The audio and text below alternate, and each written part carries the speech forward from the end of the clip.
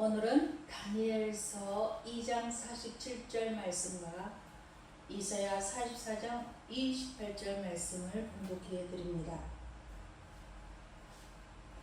왕이 대답하여 다니엘에게 이르되 너희 하나님은 참으로 모든 신들의 신이시요 모든 왕의 주제이시로다. 내가 능히 이 은밀한 것을 나타내었으니 내 하나님은 또 은밀한 것을 나타내시는 이시로다. 아멘. 이사야 44장 28절 말씀입니다. 고레스에 대하여는 이르기를 내 목자라 그가 나의 모든 기쁨을 성취하리라 하며 예루살렘에 대하여는 이르기를 중건되리라 하며 성전에 대하여는 내 기초가 놓여지리라 하는 자니라. 아멘. 오늘 말씀은 역사의 주권자는 오직 하나님. 따라서 역사의 주권자는 오직 하나님. 예, 역사의 주권자는 오직 하나님의 손에 있다라는 사실을 우리가 오늘 말씀을 통하여서 배워보겠습니다.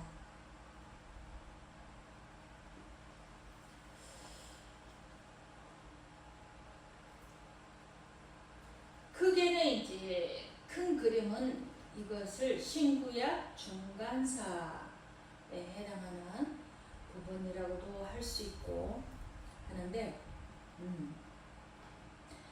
말라기에서 마태복음까지 한 400년 역사가 비어 있습니다. 그래서 이 부분을 조금씩 부분적으로 다뤄보도록 하겠습니다.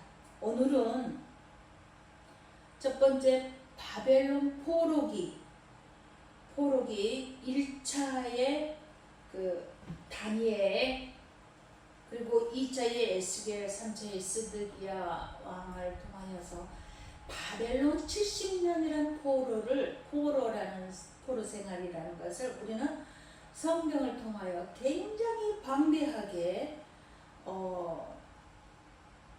볼 수가 있습니다. 70년 바벨론 포로, 이것은 에스라, 역대상하, 다니엘, 학개, 스가랴, 시편,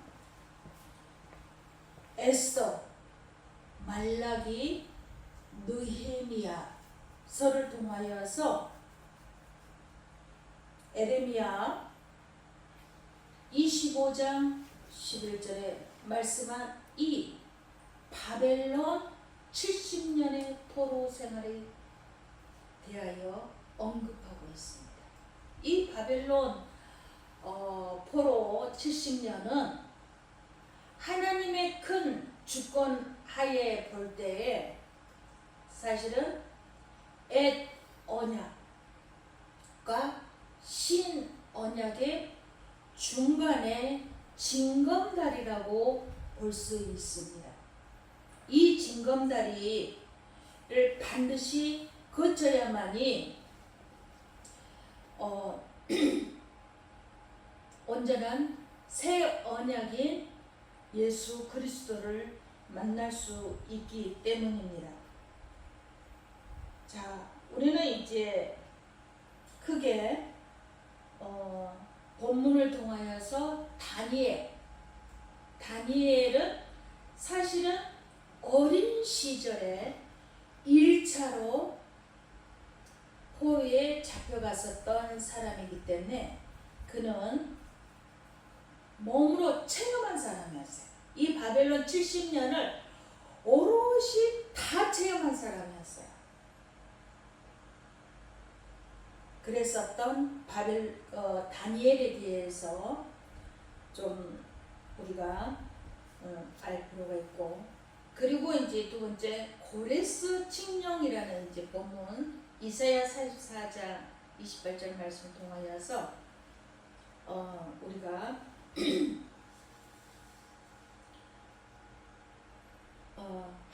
하나님께서 이방인이었었던 이 고레스를 내 목자이다. 그가 나의 모든 기쁨을 성취하게 될 것이다. 그리고 이 솔로몬이 하려 했었던 그 성전이 바벨론 느부갓네살 왕에 의해서 다 불태워졌잖아요. 다시 중건될 것이다 하고 고레스라는 왕을 선택해서 하나님께서 이 예루살렘 성전에 쓴 도구들 이걸 다 바벨론으로 옮겨왔잖아요. 그 모든 것들을 다 다시 반환해 주기까지, 그리고 성전 새로 지은 그 재료비까지 다 대주겠다는 거예요. 이방인 그럴 수 있어요. 그리고 이 속국의 나라를 그럴 수 있어요. 그러나 이 고레스라는 지금 오늘 본문 44장 이때 말씀은 사실은 고레스가 태어나기 전 한 100년 전에 예언된 말씀이에요. 내가 고레스라는 한 인물을 이 땅에 보내서 너희들을 다시 이 성전을 지을 수 있도록 나의 그릇으로 내 목자로 쓰겠다라는 거예요. 자, 이렇게 해서 오늘 성전에 대한 내 기초가 놓여지리라 라는 예언을 하게 됩니다. 그러므로 말미암아 세 번째 목적은 하나님의 계획대로 이루어집니다 라는 이 세 가지. 그러니까 바벨론 포로 되어지는 상황, 그리고 다니엘을 통하여서 실천하는 그런 모습, 그리고 고레스 침략, 하나님의 계획 안에 모두 놓여져 있다는 사실을 오늘 함께 나누고자 합니다. 먼저 이 바벨론 포로로 잡혀가기 전에 150년, 그러니까 남유다만 이 12지파 중에 10지파가 나누어졌잖아요. 그래서 북이스라엘은 BC 722년에 아수르 제국은 520년 동안이나 성아시아 전체를 거의 쥐락펴락했었던 굉장히 힘이 있었던, 그러니까 아수르 그러면 니느웨 생각나죠? 요나서에 통하여서 했었던 니느웨 성이 아수르의 도시입니다. 그러나 이제 이 도시도 그러니까 얼마나 힘이 셌고 또 그들이 이사야 10장에 보면은 몽둥이, 막대기 이런 용어가 나오는데 하나님이 막대기로 썼었던 나라가 아수르입니다. 그랬었던 이 아수르. 자, 그래서 북이스라엘이 멸망하고 그때 사마리아의 상황을 잠깐 열왕기하 17장 24절에서 41절 말씀을 보면은 언급되어 있는데요. 살펴보겠습니다. 아수르 왕이 바벨론과 구다와 아와 하맛과 스발와임에서 사람을 옮겨다가 아수르로 잡혀간 이스라엘 자손을 대신하여 사마리아 지역에 여러 성읍에 이주시키자 그들이 사마리아 지역을 차지하고 그 여러 성읍에 거주했다라고 표현합니다. 즉, 이 아수르의 왕이 어떤 정책을 폈냐면 자기 본국은 정통 그 온전한 혈을 가질 수 있지만 이 분쟁을 막기 위한 작전으로 혼혈 정책을 썼던 거예요. 그리고 이 혼혈 정책을 씀으로 말미암아 사실은 거둬들이는 그것도 통계적으로 줄어들지 않았다 그래요. 그러니까 다 이제 소국으로 할 때는 상납을 받잖아요. 그러한 그것으로 말미암아 아수르는 북이스라엘을 그 배경에서도 사실은 이제 전쟁은 명분이 있어야 되잖아요. 명분이 있어야 되는데 그때 이제 북이스라엘 왕이 이 남유다 또 다메섹 그 인근 지역에 있는 아람 이렇게 다 같이 우리가 연합해서 아수르에 대항하자 이렇게 했었거든요. 그랬었는데 남유다의 아하스 왕이 난 너희들하고 같이 연합하지 않을 거야 하면서 비밀 편지를 쓴 거예요. 이 디글라블레셋 그러니까 아수르 왕에게 성경에는 불이란 표현되어 있었는데 왕이요 우리를 도와주세요. 저 북이스라엘하고 다메섹 지금 연합해서 아수르에 반항하려고 하는데 우리를 도와주면 우리가 많은 돈을 드리겠습니다 라고 한 거예요. 그러니까 아수르 입장에서는 너무너무 좋은 거죠. 먼저 그냥 이유 없이 전쟁을 일으키기는 명분이 없으면 안 되거든요. 그런데 너무 명분이 생긴 거예요. 그러자 이 디글라블레셋이 그래 즉시 바로 이 아람 다메섹도 쳐서 그 다음에 다메섹이 이제 사라집니다. 그럴 정도로 또 북이스라엘도 속전속결로 다 점령해버리는 거예요. 그래서 이 아하스는 히스기야의 아버지거든요. 결국은 그는 성전에 있는 많은 재물들을 드리고 심지어 자기 제사장한테 아수르의 신을 베껴오기에 하는 그런 부분들도 나와요.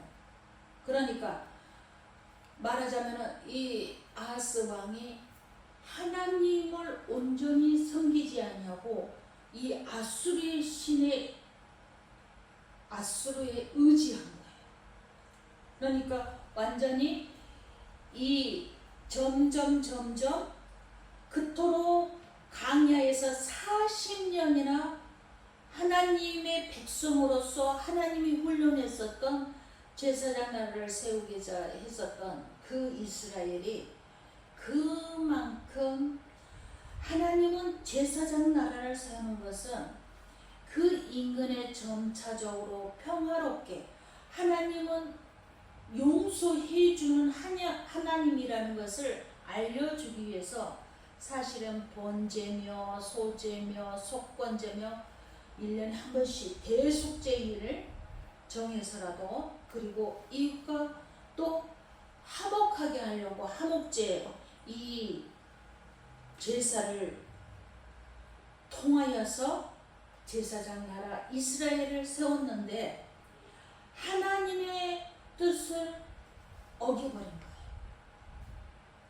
이것은 이제 말하자면 하나님의 언약에 있어서는 사실 두 가지가 있어요. 이 은혜의 언약은 일방적인 그 하나님의 그 언약이 있는데 그것은 당사자가 서로 어떤 일을 하기로 합의한 것을 언약이라고 그러잖아요. 그런데 하나님과의 언약은 하나님과 사람 사이에서 맺어진 약속이에요. 그런데 무조건적인 언약은 사실 하나님이 아브라함에게, 이삭에게, 야곱에게 했었던 언약을 무조건적인 언약이에요. 하나님이 일방적으로 그 재물 위를 걸어가시고 또 이들에게 하늘의 별들을 보라, 바다의 모래를 세어보라 이러면서 개인적으로 하나님의 일방적인 그냥 무조건적인 이 언약을 아브라함과 이삭과 야곱에게 맺었었거든요. 그리고 또 한 가지 더 이제 다윗에게 주어진 언약이 있어요. 다윗에게 내가 영원토록 너 자손으로 말미암아 바로 왕위를 계승할 것이다. 그것은 이제 오실 메시아 예수 그리스도께서, 그래서 예수가 육신으로는 다윗의 혈통에서 났고라고 하는 거예요. 그게 이제 하나님의 이 무조건적인 언약이라면, 사실 모세와 맺었었던 출애굽기 19장에 있는 이 언약은 쌍무 언약이라고 해요. 서로가, 그러니까 이스라엘 백성들이 그때 우리가 다 지키겠습니다, 다 행하겠습니다 라고 사인을 하거든요. 그래서 사실은 이 쌍무 언약은 서로의 합의하에서 서로 의무를 다할 것을 조건적 언약인 것이에요. 이것을 이스라엘을 하고 맺었었는데 결국은 이들이 지키지 않았죠. 그래서 이제 준 언약이 뭐였었냐면은 레위기 26장에 이런 말씀이 있습니다. 그러나 너희가 내게 청종하지 아니하여 내 모든 명령을 준행하지 아니하며 너희가 나를 거슬러 내게 청종하지 아니할진대 내가 너희의 죄대로 너희에게 7배나 그 재앙을 더하리라. 그러니까 하나님께서 이런 일을 당하여도 너희가 내게로 돌아오지 아니하고 내게 대항할진대 곧 나도 너희에게 대항하여 너희 죄로 말미암아 너희를 7배나 더 치리라. 7배를 더 친다는 거죠. 너희가 이같이 될지라도 내게 청종하지 아니하고 내게 대항할진대 내가 진노로 너희에게 대항하되 너희의 죄로 말미암아 7배나 더 징벌하리라. 하나님께서는 많은 선지자들을 통하여서 이스라엘 백성들에게 보내셔서 이들이 하나님과 맺은 언약을 지키도록 끊임없이 돌아오라 내 말을 들어라 이렇게 계속 경고하죠. 그런데 이스라엘 백성들은 계속해서 듣지를 않아요. 그리고 하나님은 제사장 나라 거룩한 백성으로 거룩한 시민으로 돌아오라고 계속 얘기를 하는데 결국은 돌아오지 않아요. 그러므로 말미암아 하나님께서는 이 바벨론 70년이라는 그때가 찬 거예요. 기다렸다가 말하자면 가득 찬 거예요. 그래서 결국은 에레미야를 통하여서 바로 70년의 포로 생활이 애원하게 되어지죠. 그러니까 사람들은 그럴 수 없다. 하나님은 우리를 용서하시는 하나님이신데 어떻게 우리가 하나님이 우리를 징벌할 수 있어? 믿지 않았던 거예요. 그러나 이 사실을 받아들이고 인정했었던 그 사람이 누구냐? 다니엘이라는 것이죠. 다니엘. 그래서 다니엘은 그 그렇습니다. 다니엘은 그걸 알았던 거예요. 자, 다니엘은 그래서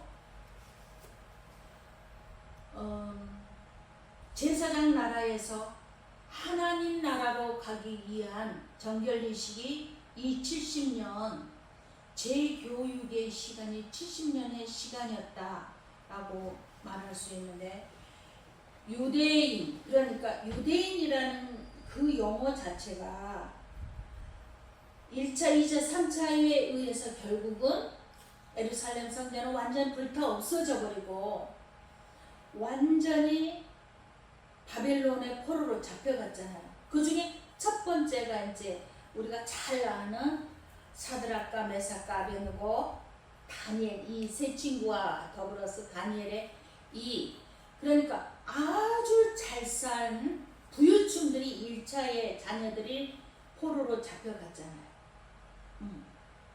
그러므로 말미암아 다니엘은 거기에서 깨닫는 거예요.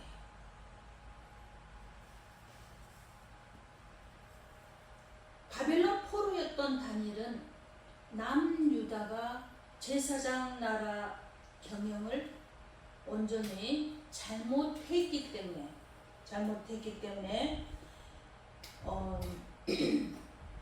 정확하게 그것을 깨달으면서 결단을 합니다. 다니엘 고백에 보면은 이런 그 9장 11절에 이런 말씀이 있어요.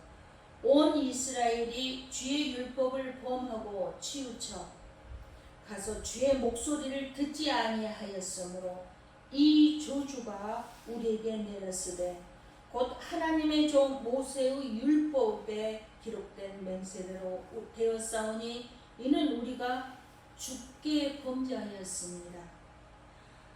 다니엘은 바벨론에서 옛 언약에 대해 깊이 생각하고 중요한 결단을 내립니다. 하루에 3번씩 예루살렘을 향하여 기도하면서 예루살렘 성전에서 드렸던 5가지 그 제사와 유월절이 다시 회복되기를 소망했습니다. 그래서 다니엘 6장 다니엘서를 보면은 사실은 막 순서가 왔다 갔다 엇갈려요. 그런데 다니엘은 거의 90세에 가까이 장수했던 사람이에요.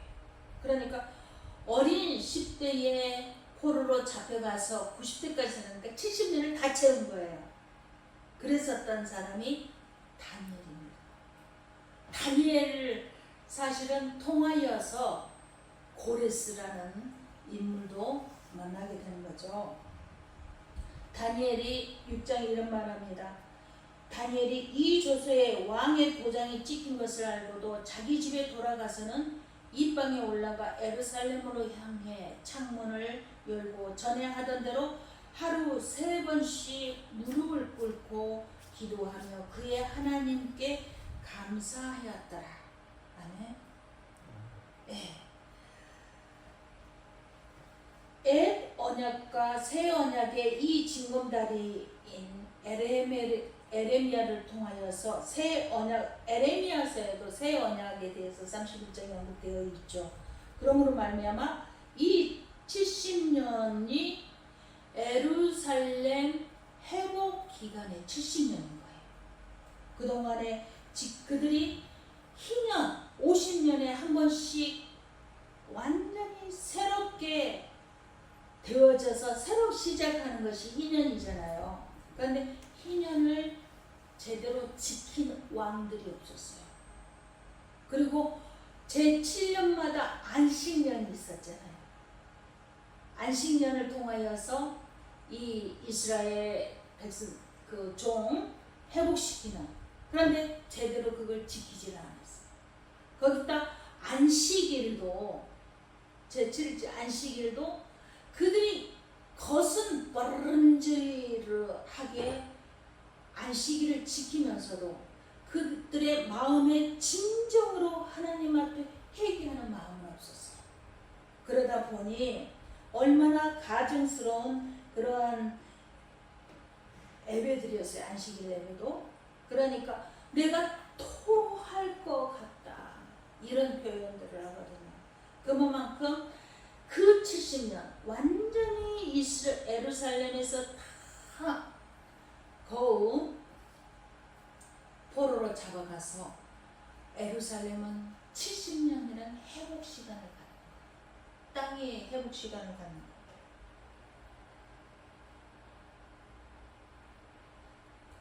거예요. 자, 이방, 자, 이렇게 해서 하는데, 저 북이스라엘 아까 하다가 이제 조금, 다니엘에 대해서 더 이제 조금 설명하기 위해서, 이때 그 북이스라엘 10지파는 결국은 아수르에 멸망했었잖아요. 그때 이제 사마리아라는 치명적인, 말하자면은 사마리아는 완전히 혼혈적이다 이거예요. 이스라엘의 그 정통 혈기서 더럽혀진 것이다 하고 이제 놓게 되어지는데, 이 아수르의 정책에 의해서 그 인근의 많은 사람들을 그 사마리아에 정착하게 됐고, 그 사마리아의 각종 자기의 신들을 가지고 와서 섬기는 거예요. 그러자 사실은 하나님이 사자를 보내요. 사자는 하늘의 천사가 아니라 라이언, 진짜 사자를 보내서 사람들을 찢어 막 죽게 하는 거예요. 그러니까 그 중에 지혜로운 사람이 아수르 왕이요, 이것은 본래 이 땅에는 저들의 신 하나님이 있는데 그 신을 섬기지 않음으로 말미암아 이렇게 사자들이 나와서 사람들을 찢어먹어 죽입니다 라는 것을 하니까, 아수르 왕이 그러면은 그 나라에 말하자면 제사장 한 사람을 세워서 그들의 법을 배우게 해라 이렇게 한 거예요. 자, 그러는데 이 사람들 지금도 마찬가지예요. 이 법을, 모세율법을 또 제대로 가르치고 제대로 배워서 하나님을 알았다면 그런 일이 없을 텐데, 자기들이 가진 신은 신대로 모시고 또 이 가르치는 하나님에 대해서는 형식적으로 그 신당이 모여서 또 제사를 드리고 이렇게 되는 거예요. 그런 사람들은 많죠. 온전한 믿음이 없는 사람은 불교식으로 해도 거기에도 막 열심히, 또 기독교로 해도 거기에 열심히 막 이런 사람들이 있어요. 제사를 그렇게 또 두 번이나 지어주면은 양쪽 신들에게서 복을 받지라는 생각을 하는 사람이 의외로 많습니다.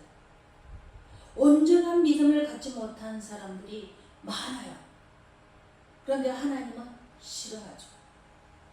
그게 사실은 그 간섭이 굉장히 자리를 잡아버렸기 때문에 지금에도 여호와도 경외하고 동시에 그 민족의 풍속대로 산당의 제사장들을 선택해서 이렇게 동시에 자기들을 위해 제사를 드리도록 했어요. 이것이 사실은 하나님 앞에는 엄청난 범죄인 것이죠. 네, 범죄입니다. 하나님께서는 오직 큰 능력과 팔을 펴서 너희를 애굽에서 이끌어내신 여호와만을 경외하라. 그를 예배하고 그에게 제사를 드리라라고 했어요. 여호와께서 너희를 위해 기록한 규례와 율례와 법도와 율법과 계명을 항상 지켜 행하고 다른 신들을 경외하지 말라. 하나님은 질투하는 하나님이에요. 하나님 외에 다른 신을 섬기는 걸 결코 허락하지 않아요. 그런데 너무나도 많은 사람들이 이 신도 섬기고 저 신도 섬기고 하는 것이죠. 자, 그렇게 해서 하나님도 믿고 자기의 정한 신도 믿고 각각의 신들을 골고루 섬기는 사람들이 아주 많습니다. 이것은 하나님을 배반한 인간의 타락한 오만이에요. 하나님은 기뻐하지 않습니다. 오직 나 외에 다른 신은 없느니라. 우상을 섬기는 것을 가장 싫어합니다. 이것을 분명히 깨달아야 합니다. 시간이 너무 가기 때문에 이 다니엘 모습과 그리고 또 이제 잠깐 한 5분에 걸쳐서 고레스에 대해서 잠깐 언급을 하고자 합니다. 고레스는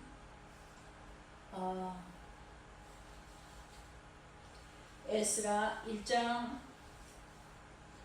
1절에서 4절 말씀 그리고 여러 군데 고레스가 언급이 되어지는데 이 고레스가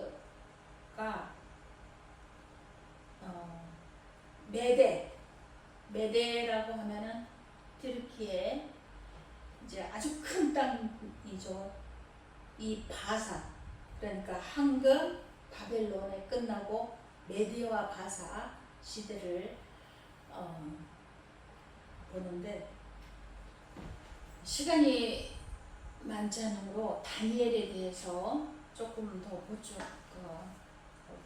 우리는 다니엘 하면은 다니엘의 환상 모습을 볼 수 있습니다. 느부갓네살 왕이 한날 꿈을 꾸었습니다. 그런데 그 꿈 때문에 잠을 못 이루는 거예요. 그래서 이 느부갓네살은 바벨론에 있는 정말 유명한 박사들, 술수사들 다 모아서 내 꿈을 꾼 것을 말하고 해석해라. 이러는 거예요. 너희가 만일 하지 못하면 이걸 해석하지 못하면 아주 죽임을 당할 것이다. 엄포를 놓고 대신 그것을 풀면은 내가 큰 상을 주겠다. 사실 그래서 다니엘은 바벨론에 총리가 되기까지 한 사람이었었죠. 자, 왕이 대답하여 다니엘에게 이르되 너희 하나님은 참으로 모든 신들의 신이시오 모든 왕의 주제시로다. 내가 능히 이 은밀한 것을 나타내었으니 내 하나님은 또 은밀한 것을 나타내시리라 하시더라 하면서 이 다니엘의 환상 꿈을 풀이하게 하는 거죠. 이때 이제 아무도 못 풀고 정말 죽음의 직전에서 다니엘이 왕을 만나게 됩니다. 그리고 하나님은 이 은밀한 일을 앞으로 되어질 이 일을 다니엘에게 보여주죠. 그러므로 말미암아 다니엘은 황금 머리 지금 왕의 권력입니다. 그 다음에 두 나라 메디와 바사가 그리고 헬라 시대 그 다음에 로마 시대가 제일 마지막에 이 흙과 철, 즉 손에 뜨이지 않는 손이 그들을 쳐버릴 것이다. 즉 철과 흙은 혼합이 되어지지 않는다라는 표현을 하면서 뜨이지 않는 손, 한 손이 나타나서 치는데 이 단단한 이 우상이 파사사사사 완전히 깨어져 버리는 환상을 보여주는 것이죠. 그것을 다니엘이 느부갓네살 왕에게 말합니다. 왕은 큰 우상을 보았습니다. 황금 머리에 은 두 어깨에 팔에 동으로 된 배에 이 넓적다린 두 아주 단단한 다리는 척이요 하는 그 꿈 이야기를 하면서 앞으로 되어질 세대에 대해서 다 해석해주는 모습을 우리는 다니엘을 통하여서 알게 되어지죠. 그래서 다니엘서는 묵시록이라고 합니다. 자, 오늘 시간이 너무 많이 가서 고레스에 대해서는 다음 주에 이어서 같이 은혜를 나눠보도록 하겠습니다. 기도하겠습니다. 할렐루야. 사랑의 하나님 감사합니다. 오늘 다니엘을 통하여서 참으로 역사의 주권자는 하나님이시오. 유일한 하나님께서 모든 일들을 이루어 가심을 볼 수 있습니다. 또한 하나님은 공의의 하나님이어서 결코 죄를 용납하지 아니하시고 징계하여 철저히 깨끗하게 다시 거룩한 나라로 거듭날 수 있도록 기회를 주시는 하나님이신 것을 볼 수 있습니다. 아버지 하나님, 우리의 삶 속에서도 내가 주인이 되어 있으니까 아버지 하나님, 하나님을 믿는다고 하면서 내 안에 성령께서 역사해 감을 맡고 있지는 않습니까? 늘 깨달아 주의 성령의 거룩함에 동참하는 드려지는 나의 삶이 되어지기를 간절히 소망합니다. 아버지 하나님, 주권자는 오직 유일하신 하나님이시오. 지혜로우신 분은 하나님이십니다. 전지전능하신 하나님이 내 아버지이십니다. 아버지의 자녀됨을 온전히 회복할 수 있도록 지혜와 명철을 허락하여 주옵소서. 생명이신 예수 그리스도 이름으로 감사하며 기도드리옵나이다. 아멘.